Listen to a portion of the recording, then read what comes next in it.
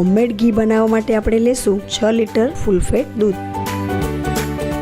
ઘી બનાવવા માટે આપણે સૌપ્રથમ 6 લીટર ફૂલ ફેટ દૂધ લઈ લેશું। તમે કોઈ પણ દૂધ લઈ શકો છો।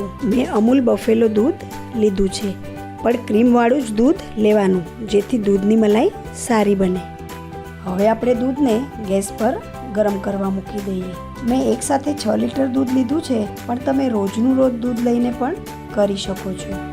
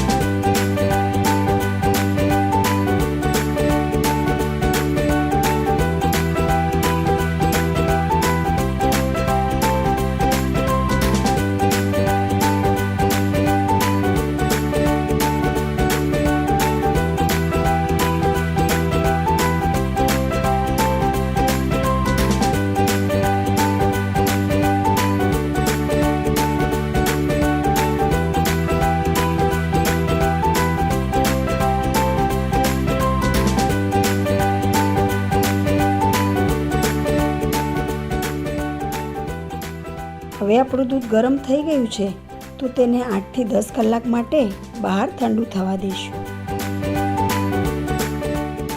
ઠંડુ થયા બાદ તેને આખી રાત ફ્રીજમાં મૂકી દેવું અને સવારે આપણે દૂધને બહાર કાઢી લેવું।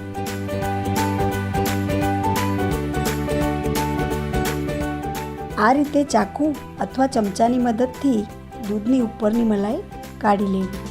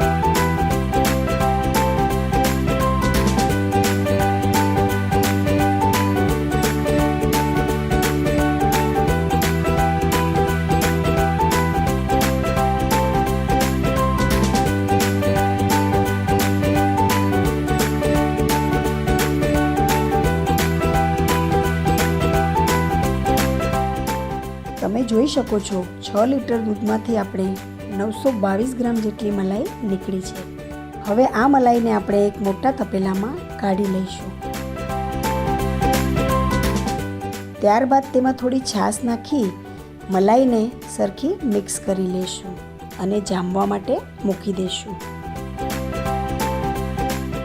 તમે જો સવારે મલાઈ જમાવો તો તમારે રાત્રે માખણ કાઢી લેવું, ને જો રાત્રે જમાવો તો સવારે માખણ કાઢી લેવું। વધુ ટાઈમ નહીં રાખવાનું, નહીતર મલાઈ બહુ ખાટી થઈ જશે। હવે આપણી મલાઈ જામી ગઈ છે, તો તેમાં આપણે બ્લેન્ડર ફરે તેટલું પાણી નાખી મલાઈને બ્લેન્ડ કરી લેશું।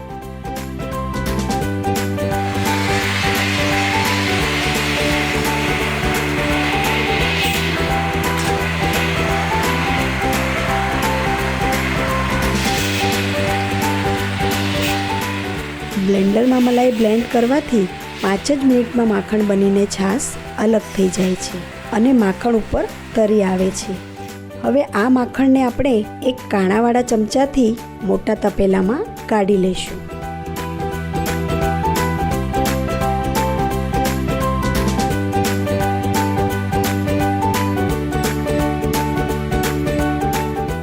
તમે જોઈ શકો છો માખણનો વજન 1 કિલો ને 130 ગ્રામ જેટલો થયો છે. હવે માખણને આપણે ગરમ કરવા મૂકી દઈશું. માખણ ગરમ થાય ત્યારે તેમાં ચમચો ફેરવતા રહેવાનું, નહીતર માખણ ઉભરાઈને બહાર આવી જશે.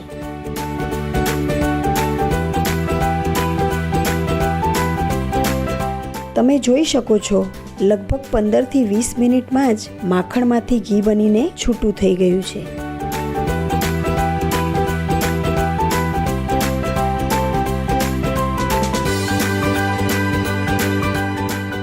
તમે જોઈ શકો છો, આટલા માખણમાંથી 654 ગ્રામ જેટલું ઘી બન્યું છે. આપણું ઘરનું શુદ્ધ દેશી ઘી બનીને તૈયાર છે. તો કેવી લાગી તમને આ હોમમેડ ઘીની રેસીપી? તે કમેન્ટમાં જરૂર જણાવજો.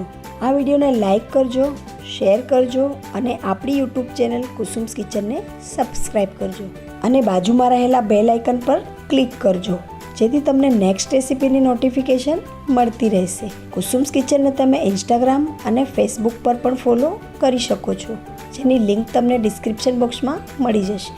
માખણની છાશનો પણ યુઝ તમે કરી શકો છો, જેમ કે ઢોકળા પલાળવામાં. ઘણા લોકો લીમડાના ઝાડમાં પણ છાશ નાખે છે. આ છાશ તમે પીવામાં પણ યુઝ કરી શકો છો. માખણ ગરમ થાય ત્યારે તેમાં થોડું મીઠું ઉમેરવાથી માખણમાંથી ઘી જલ્દી બની જાય છે અને કીટું પણ થોડું ઓછું જ બને છે.